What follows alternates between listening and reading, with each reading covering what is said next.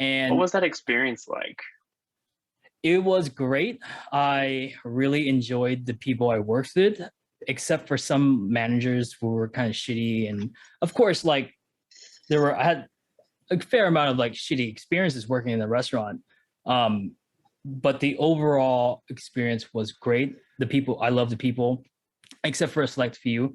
But it was good. I enjoyed entertaining guests from around the world, meeting them, talking to them, asking them about their life, Yeah, hearing, cute British accents. I mean, I don't know what else to say. San Francisco is a really international city, and Absolutely.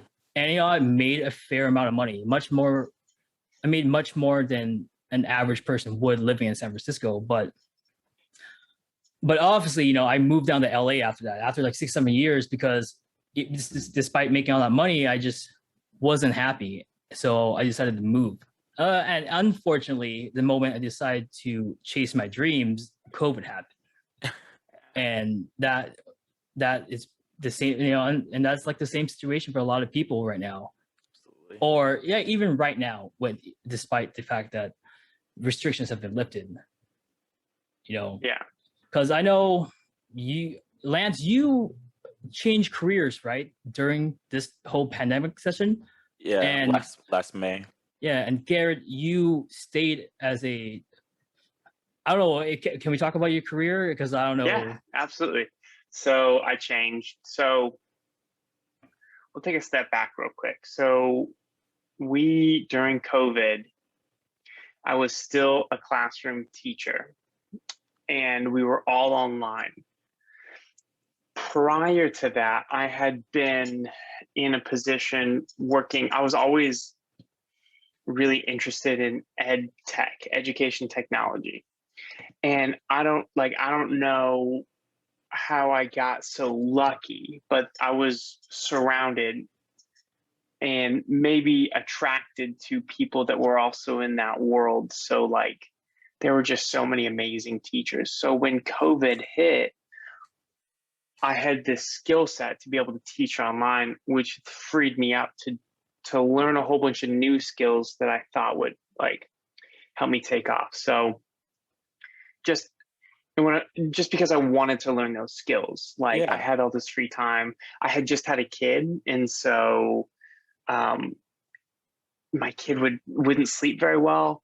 And so when my kid wouldn't sleep unless they were on me, so I would just be searching YouTube videos, and I was really driven to like learn how to edit video. I was, for some reason, learn like how to like play Minecraft and do that. So what ended up happening over COVID is someone came to me in the district that I work for and was like, hey, I kind of want to set up like, we have all these kids at home and I kind of want to set up like a place where they can come and play Minecraft together. And I'm like, I can totally help with that. And then it turned into, I kind of want to set something up so that kids can have like these fun build battles. Like I can help with that. And then that turned into,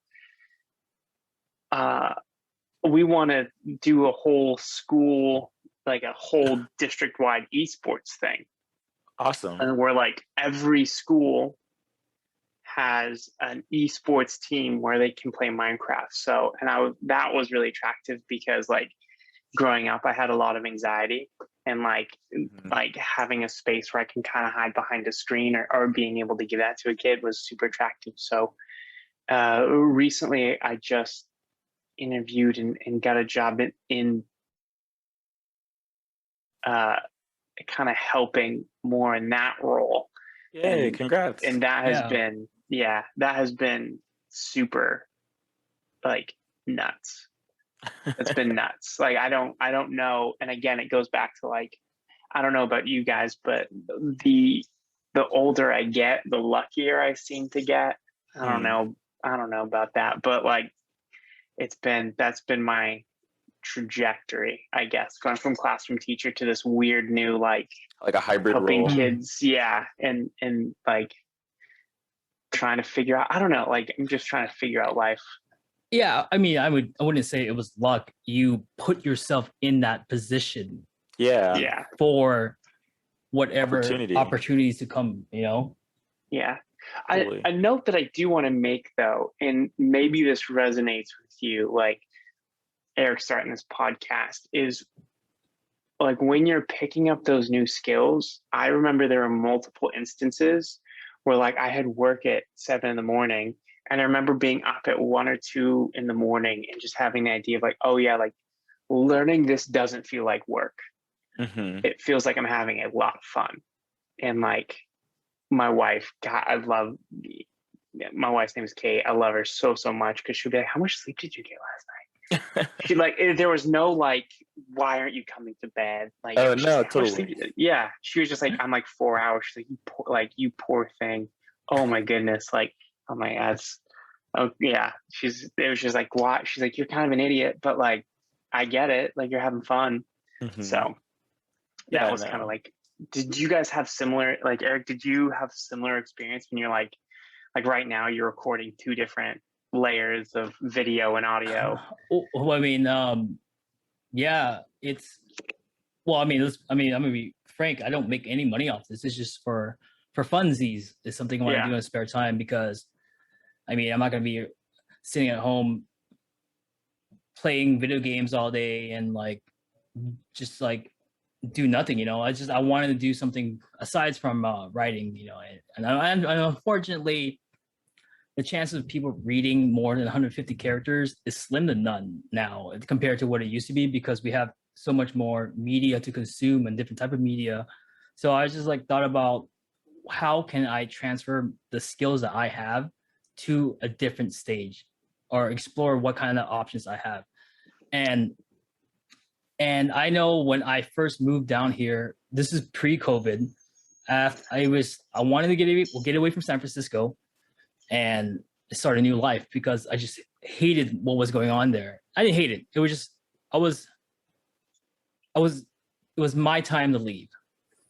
So I came down here and I contacted an old fraternity brother who helped me get a somewhat of a job for a television studio. But that it was the same week when I got the job. It was the same week where COVID hit and everything shut down. So obviously they canceled all the new contracts and basically I lost that opportunity. And I was sitting around my room and I was writing all these articles, like all these like news, comedy, humor, news kind of articles. And actually, one of them I talked about remote learning and how it just exacerbated the problems in America when it comes to income inequality and race division and stuff. But all the articles I wrote were like 3,000, 4,000 words, and trying to get people to read that was a challenge. Hmm. And luckily, the people who did read it enjoyed it. So I just thought to myself, like, what can I do to take this skill set and try to reach a different type of audience? And I thought that YouTube was the best way. I enjoy doing YouTube, and I enjoy talking. So I just thought, why not take whatever I wrote and try to put it to the screen? So that's how I pivoted this way. And obviously, I don't make any money from it. It's just something I'm doing for fun right now. But if it wasn't for the pandemic, I probably wouldn't have this opportunity. Totally. Yeah, and all this free time, instead of just playing video games and playing with myself, I decided to learn a new skill. I took all the money that I saved up. I bought a PC. I learned through Trial and error. learn to try and error. I want to thank my friend Alan for helping me with my first PC, and I want to thank my friend Brian for helping me with my second PC. And I just learned to video edit. I learned to do different things on the computer, and shout out to Mr. Alec Tech and Casey Ferris for your guys' tutorial videos because it's helped me out a lot.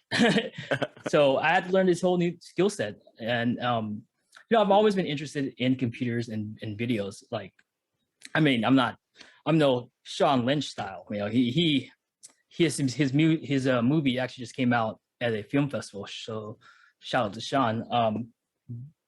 What is it? Red Snow? I think that was his movie. Yeah. Yeah. But I've always been interested in like videos, or just telling a story. And it came from I think it was like that stupid MTV show, Dorm Life or something. Was that? Or just movies. I've always been interested in movies. You know, it's no lie that I love American Pie. It was a movie that helped shape my youth, and so I thought, why not carry a camera around? Because you remember Gary for a while, I carried on that camera. It was filming stuff that probably shouldn't have been filmed, but you know that. So I wanted to go back and explore a passion that I had, which is like telling stories. It's the same thing with my degree. You know, I wanted to tell stories and entertain, and I think video was another medium to exercise that exercise that a craft. Totally. I love that, like you're a writer, you know, at heart, and you I have a degree that cost me $30K. Yeah, I guess. yeah, you are, and like I feel like it transfers very well into the new age technology, you know, of podcasting and videos and everything. Because even when we were at a bar or at a restaurant, like you tell really good stories in person, you know, so you genuinely have that skill and talent. And I think it's a craft, just like many other crafts, that the more you work at it, the better you get at it, you know. And it's kind of like riding a bike as well. Like you can definitely dust off the cobwebs and just kind of like get going. And you're like, oh yeah, I forgot about, oh yeah, like this is these tropes or these different types of themes that these styles that I used to write in, you know.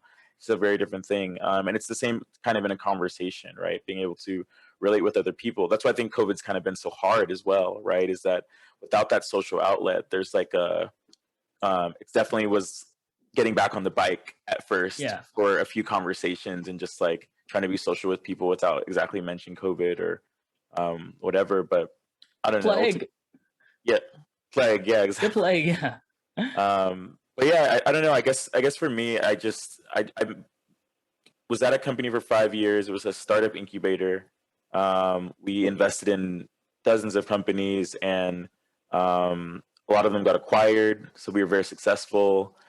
Each year, I pretty much increased my salary by like 25 to 30% for 5 years. So it was like by the time I left, I was like, cool, like this is definitely the ceiling here. But I'm happy that I've got it this far.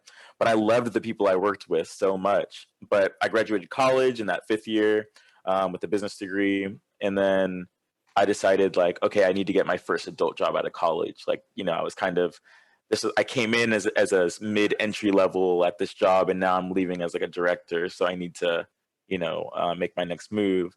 And I joined a video game company in May of last year, and it was the first time, first of all, that I had like I gave myself, it was a 2 weeks notice, but I had a 1 week break.